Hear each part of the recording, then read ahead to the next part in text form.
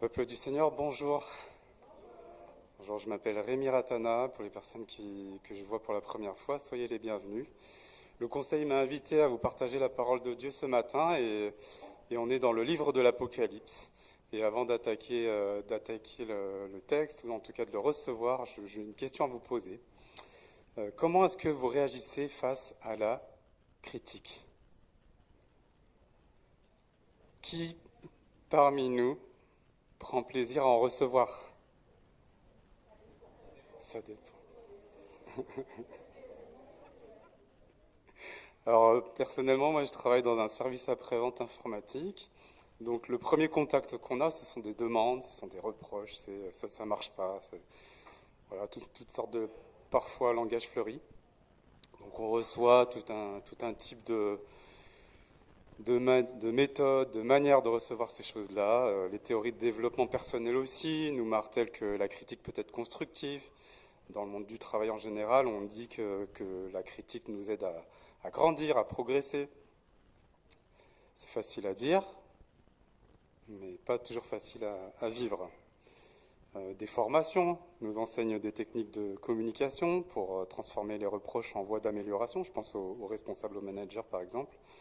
Et vous connaissez certainement cette technique. Est-ce que tu peux envoyer la diapo, s'il te plaît ? Alors, je sais que le deuxième culte, on est plus proche du déjeuner. Je ne vais pas vous donner d'envie, mais... Donc, il s'agit d'une technique qui s'appelle la technique du sandwich. Donc une tranche de compliment d'abord, une tranche de critique et puis une tranche de compliment pour conclure. Mais en pratique, une fois qu'on a entendu le reproche, le deuxième compliment, souvent, il passe à la trappe. C'est le reproche qui prend le dessus, qui prévaut, qui résonne plus fort que la deuxième tranche, parce que le biais de négativité nous pousse à accorder plus d'importance au négatif qu'au positif. On dit qu'il y a un rapport. Est-ce que tu peux envoyer la diapo ? Un rapport de 5 pour 1, donc 5 compliments pour compenser une critique. Parfois même, ça va de 10 pour 1. Donc avec tout ça, recevoir une critique est déjà difficile. Mais que faire alors d'un reproche qui vient de Jésus-Christ lui-même ? De ce Jésus-Christ qu'on a chanté, de cet amour extravagant. Comment est-ce qu'on peut recevoir ça ? Et on a démarré la semaine dernière avec Thomas sur le livre de l'Apocalypse. L'apôtre Jean écrit l'Apocalypse sur l'île de Patmos pendant son exil. Et après l'introduction, donc la semaine dernière, je ne vais pas la refaire, le deuxième chapitre adresse des lettres à des églises, et notamment celle d'Éphèse, et c'est celle qu'on va voir ce matin. Je vais prier et puis on va continuer. Seigneur, merci pour ta parole, merci pour ton amour extravagant. Merci parce que tu te soucies de ton Église, parce que tu nous adresses des messages qui traversent le temps, l'espace, et nous voulons nous tenir devant ton trône, être à ton écoute, être subjugués par ta beauté, par ton amour. Sois auprès de nous pour te recevoir dans le nom de Jésus. Amen. Est-ce que tu peux mettre la diapo, s'il te plaît ? Oui, c'est le texte, pardon.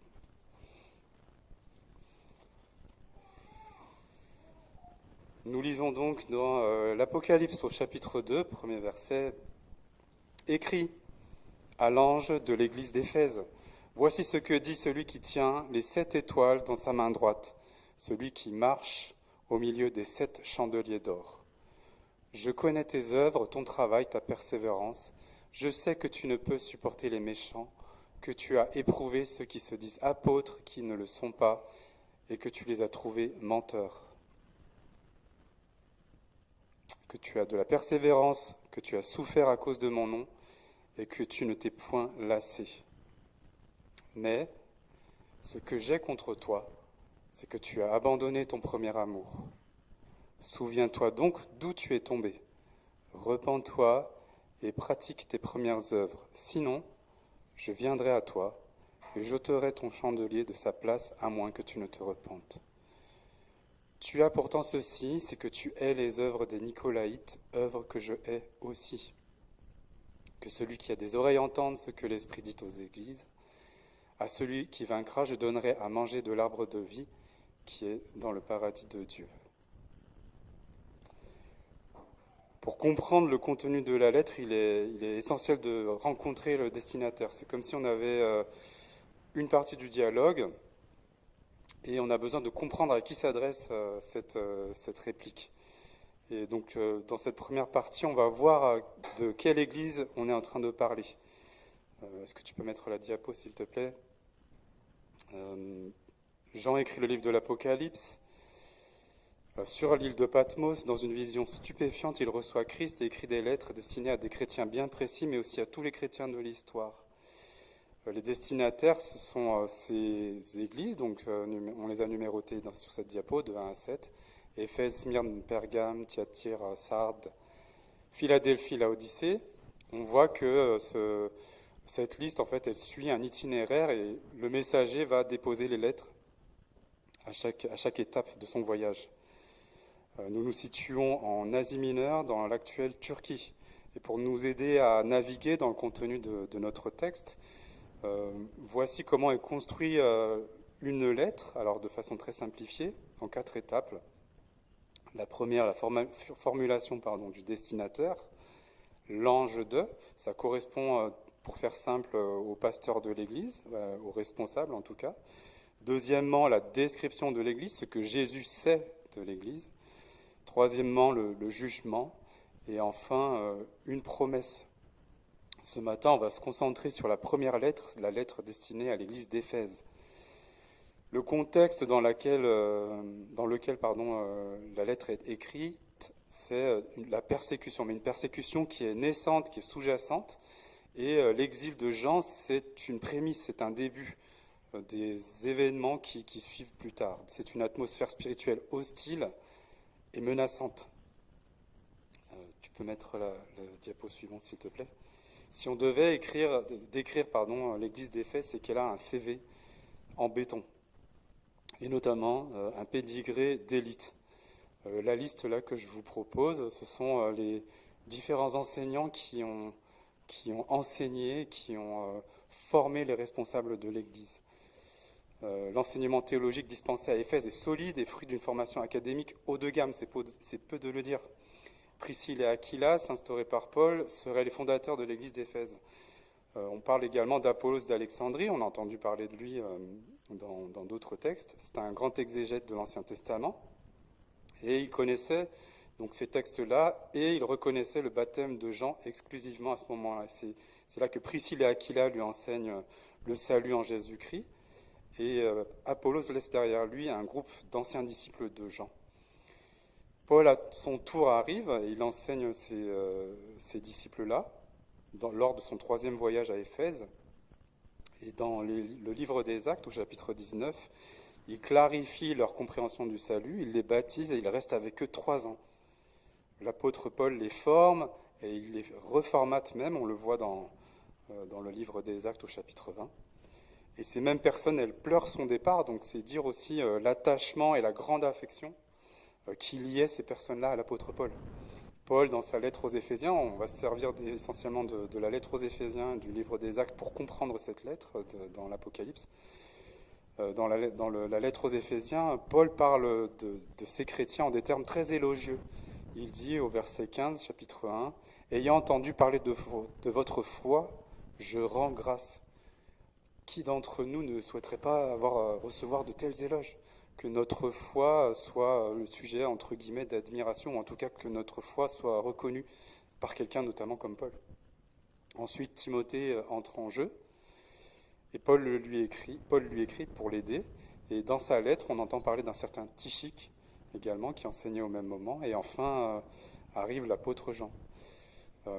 Moi, je suis fan de football, et dans les grandes équipes qui disputent les plus grandes compétitions, il y a souvent une série d'entraîneurs qui s'enchaînent, tous plus renommés les uns que les autres, avec des palmarès incroyables. Et c'est un peu ce qui se passe ici. Ce sont des personnes versées qui sont reconnus pour leur foi, qui sont reconnus pour leur travail, qui sont reconnus pour leur fidélité et qui sont venus renforcer cette église d'Éphèse. Et on va voir le fruit de ce travail juste après. Donc on peut passer à la diapo suivante. Ce qui nous aide à comprendre quelle était l'église d'Éphèse, qu'est-ce qui s'est passé là-bas. C'est le chapitre 19 du livre des Actes. Paul à Éphèse, ce sont des débuts et une croissance fulgurante. Les débuts de l'église ont tout d'une folle épopée, donc je vais essayer de résumer le chapitre 19 rapidement pour essayer de comprendre qui est cette église d'Éphèse et quelle est son histoire. Paul arrive à Éphèse et trouve des disciples de Jean le Baptiste, donc il les enseigne et les baptise au nom de Jésus-Christ. C'est la naissance de l'église autour d'une dizaine de personnes. Paul s'échine à proclamer l'évangile dans les synagogues, c'est comme ça qu'il fait, il va dans les synagogues et ensuite il s'étend plus loin à l'extérieur et Dieu multiplie les miracles par ses mains et cela dure 2 ans. L'implantation d'Éphèse s'étend sur toute l'Asie mineure, on l'a vu sur la carte rapidement, avec puissance et avec force. Les miracles sont tels qu'un épisode avec de faux exorcistes nous est rapporté. Et quand quelqu'un vous imite, même mal, quelque part c'est que cette personne-là, elle vous admire. Le plagiat, c'est une forme d'admiration. Et c'est dire l'influence de l'église d'Éphèse. L'impact de cette influence, elle est telle qu'une révolte même elle éclate, à tel point que l'évangile et son expansion nuisent au business des idoles.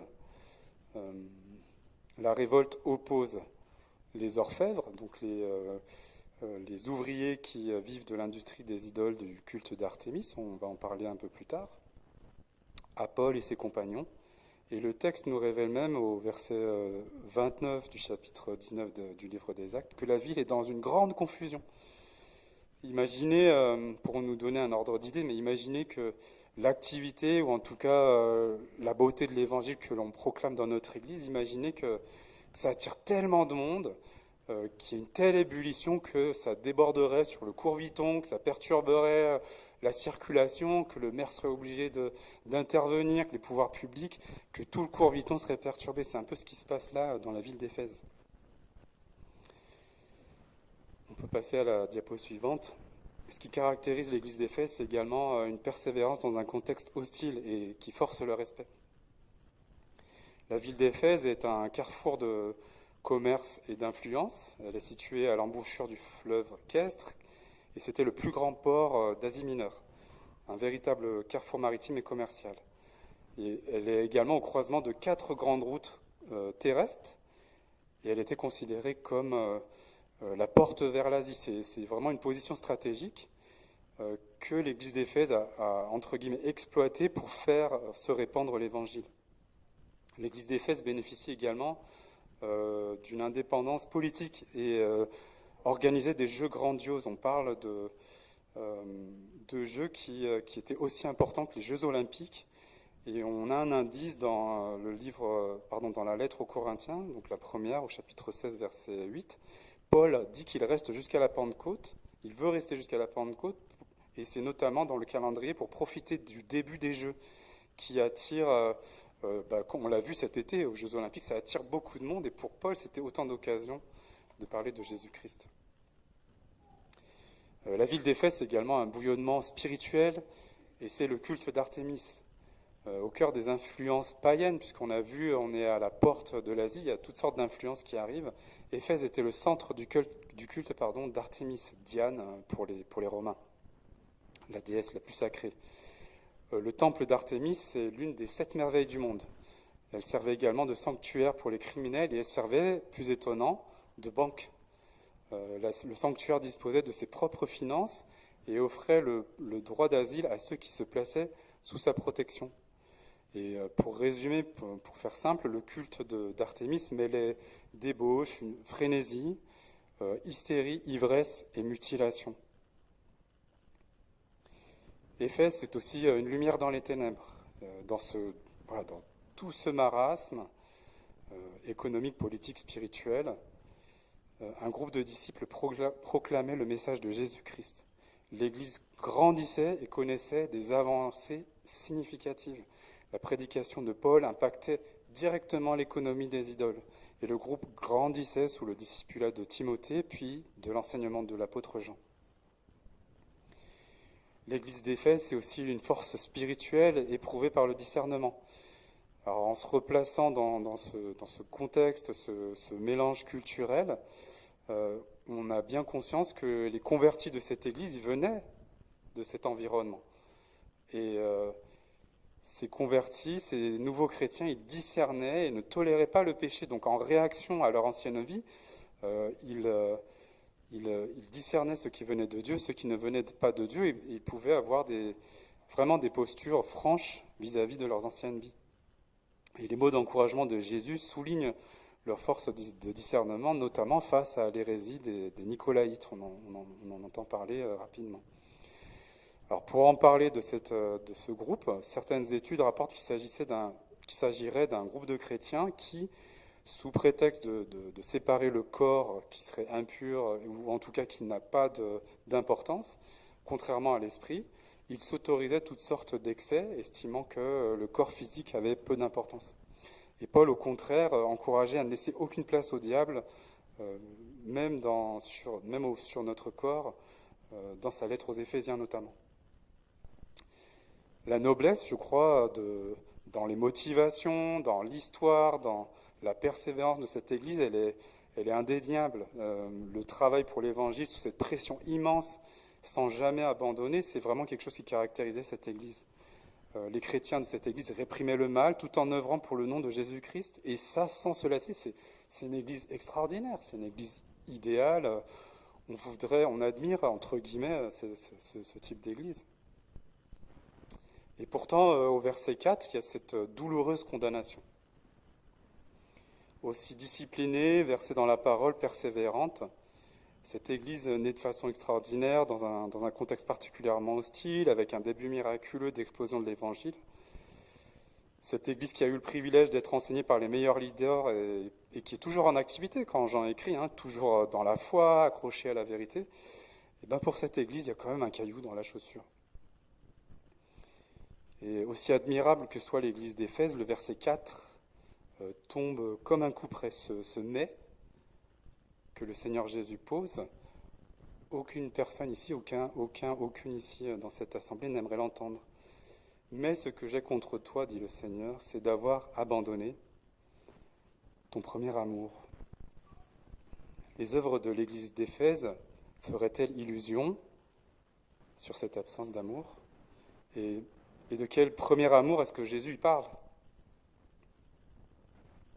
Ce premier amour, je crois, c'est le jour où nous réalisons notre libération. C'est cet amour que nous avons chanté, cet amour extraordinaire, extravagant. C'est le jour où par Jésus-Christ nous sommes arrachés des ténèbres. C'est la réconciliation avec notre Créateur alors que nous étions ennemis. C'est le poids du péché qui pesait sur nos épaules qui nous est enfin ôté. Cette mort que nous méritions, nous y échappons. C'est cette première respiration quand notre âme est enfin comblée. Ce premier amour, c'est aussi ce cœur brûlant sur la route d'Emmaüs. C'est le jour où nous nous sentons comme Pierre, qui répond 3 fois à Jésus « Tu sais que je t'aime ». C'est un amour passionné, un amour passionnant. Il y a cet auteur que quelques-uns certainement d'entre nous connaissent, Francis Chan, qui a écrit le livre d'une génération. Je crois qu'il n'y a pas besoin d'être bilingue pour comprendre le titre, Crazy Love. Et je vous lis un bout de la préface. Dieu vous appelle à une relation d'amour passionné avec lui, parce que la réponse à la complaisance religieuse n'est pas de travailler plus dur sur une liste de choses à faire et à ne pas faire, c'est de tomber amoureux de Dieu. Et une fois que vous rencontrez cet amour, vous ne serez plus jamais la même personne. À Éphèse, la dévotion dévorante envers Christ a été remplacée par une sorte de devoir, une sorte de froideur doctrinale. Et la chaleur de ce premier amour, on dirait que cette chaleur, elle s'est affaiblie, mais c'est l'église d'Éphèse qui s'en est éloignée. C'est aussi un écho au chapitre 2, au verset 2 du livre de Jérémie. Va et crie aux oreilles de Jérusalem, ainsi parle l'Éternel, Je me souviens de ton amour lorsque tu étais jeune, de ton affection lorsque tu étais fiancé, quand tu me suivais au désert, dans une terre inculte. On peut penser que ce premier amour, c'est pour les personnes qui sont en couple ou mariées, c'est ces débuts, c'est ce plaisir, cette joie d'être ensemble, mais c'est bien plus que ça. Jésus nous rappelle au souvenir de notre rencontre avec lui.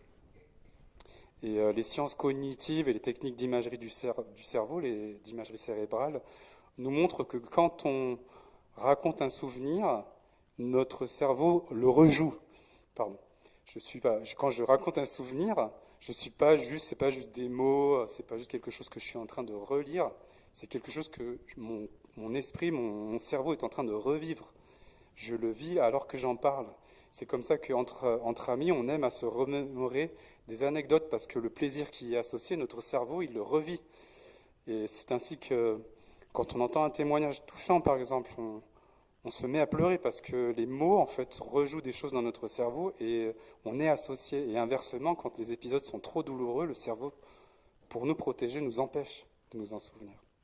Jésus, quand il nous dit de revenir à notre premier amour, il nous incite à raviver le souvenir de ce premier amour et donc à le revivre. Il va plus loin, il dit « Repens-toi et pratique tes premières œuvres ». On va aller dans le grec pour comprendre, pour étoffer ce premier amour et avoir une compréhension encore plus large. Le mot amour, comme beaucoup le savent, dans le grec, il peut être traduit par le mot grec, amour, il a plusieurs variantes. C'est-à-dire que là, dans ce contexte, la variante utilisée, c'est agapé. Ce n'est ni eros, ni philia. Philia, donc l'amour filial d'un parent à son enfant. Eros, le plaisir, c'est pas celui-là. Même si le plaisir et la joie d'être près de Dieu, c'est valable, et la filiation, être enfant de Dieu, c'est quelque chose de tout à fait admirable. Ici, il s'agit d'agapé, c'est l'amour bienveillant, bénévolent, c'est l'amour qui désintéressé. C'est de cet amour-là que Jean parle, ou en tout cas c'est le terme qu'il utilise. Et le mot premier, dans la traduction grecque, c'est protos. Donc protos agapé. Et dans ce contexte, le premier, il s'agit moins de la première fois qu'on rencontre Jésus, chronologiquement, mais de la qualité de l'amour. Dans notre verset, le premier amour veut dire l'amour le plus grand. Il s'agit ici de son premier rang en qualité et non dans l'ordre temporel. Un autre angle pour comprendre ce protos, c'est dans la parabole du fils prodigue. Quand le père dit de donner la robe, il dit la plus belle. Et en fait, dans le texte, la plus belle, le mot utilisé, c'est protos. C'est la meilleure, la plus grande qualité, la première. Notre premier amour, c'est notre meilleur amour, notre affection la plus profonde pour le Seigneur Jésus. Et encore une fois, si l'euphorie ardente de cet amour est tout à fait légitime, il s'agit aussi et surtout de la priorité que nous donnons à cet amour envers notre Seigneur par rapport à la qualité des responsables de notre Église, des enseignants de notre Église, de l'histoire de notre Église, de la réputation de notre Église, de l'endurance de notre Église, de la justesse de notre doctrine, de la qualité des services, de la constance dans nos œuvres. Repentons-nous donc de notre manque d'amour, de toute froideur ou de forme d'automatisme. C'est l'exhortation de notre Seigneur ce matin. Ça semble mineur comme reproche, mais j'ai contre toi, surtout quand on connaît tout ce que l'Église d'Éphèse a traversé. Mais cela a des conséquences. Quand Jésus parle d'enlever le chandelier, pour faire simple, enlever le chandelier, ça veut dire terminer l'Église, mettre fin à l'Église. Et aujourd'hui, l'histoire avec un grand H nous rappelle qu'Éphèse est désormais un ensemble de ruines. Et pour conclure, je crois qu'il est important, quand on reçoit ce message, de nous replacer dans l'état émotionnel de Jean, l'auteur et réceptacle de cette révélation. Je nous invite vraiment à retrouver l'état d'admiration, de stupéfaction et et d'humiliation dans lequel l'apôtre Jean se trouve. Il écrit au verset 17, au premier chapitre, « Quand je vis Jésus, je tombais à ses pieds comme mort. » Jean est dans une vision qui le submerge. Ses sens sont en sur-régime. La présence de Jésus est trop envahissante. Il est temps pour nous de tomber comme mort. Il est temps pour nous de tomber de notre cheval, aveuglé par la lumière du Christ, comme l'apôtre Paul sur son chemin de Damas. Il est temps pour nous d'être bousculés par la question de Jésus. M'aimes-tu ? Et de lui répondre, peut-être avec désarroi, par 3 fois comme l'apôtre Paul, même plus, « Oui Seigneur, je t'aime ». Celui qui nous adresse ce reproche, c'est bien Jésus-Christ. C'est celui qui a tout accompli, celui qui a porté notre péché sur la croix. C'est ce qu'on a chanté. De tout notre cœur, on a chanté ces choses-là. On le croit, on les porte, on les vit. C'est le ressuscité, c'est celui qui donne sa vie et c'est celui qui donne un sens à la nôtre. Celui dont l'amour le conduit à quitter son royaume pour nous racheter. C'est ce bon berger qui abandonne les 99 brebis pour nous retrouver. Et il est temps, à l'écoute de ce message, de prendre position face à ce reproche. Deux possibilités. L'ignorer, rétorquer, s'opposer avec les conséquences qu'on connaît, ou l'accepter, le reconnaître et se repentir. Dans la lettre, le Seigneur ne nous oublie pas, il relève tout ce qu'il approuve par un « je connais tes œuvres, ton travail et ta patience ». Son œil voit plus loin et plus profondément que l'aspect extérieur d'une activité aussi louable soit-elle. Il voit jusqu'à la source de nos motivations. Il voit jusqu'au cœur. Il met à nu ce qui est caché. C'est le sens de l'Apocalypse, la révélation. J'ai contre toi que tu as abandonné ton premier amour. Jésus est fort conscient des difficultés peut-être, des influences auxquelles nous sommes confrontés dans notre contexte familial, professionnel, personnel. Et il voit la manière dont on les affronte. Et s'il relève que les membres de l'église d'Éphèse avaient abandonné leur premier amour, Jésus remarque aussi qu'ils savaient discerner, et notamment face à l'influence néfaste des Nicolaïtes. Et enfin, s'il fallait encore nous convaincre d'accepter ce reproche, voici ce qui peut nous aider. Considérons-le comme l'attente bienveillante, l'attente amoureuse, remplie du meilleur amour de la personne qui nous aime le plus au monde. L'attente de celui qui nous connaît intimement le plus au monde. Jésus-Christ a pris à la croix tous les reproches. Méritant de régner sur tous, il a pris nos fautes et il se fit serviteur de nous tous. Et lui qui connaît notre condition, qui a vaincu la mort, peut seul transformer nos cœurs à sa ressemblance. Est-ce que nous le croyons ? Amen. Seigneur, merci parce que tu nous connais profondément, intimement. Tu connais, tu sais ce que nous sommes capables de faire de beau et tu connais aussi le tréfonds de nos motivations, de notre cœur. Et nous venons à toi en toute humilité, nous tombons devant toi, devant ton trône. Et si nous pouvons nous tenir devant toi, c'est parce que tu as tout accompli, toi le ressuscité. Continue de sonder nos cœurs, de nous faire revivre ce premier amour avec toi. Donne-nous de vivre le meilleur amour avec toi, Seigneur. Merci de nous accueillir dans ton royaume. Merci pour ta parole, qu'elle continue ton œuvre en nous, dans le nom de Jésus. Amen.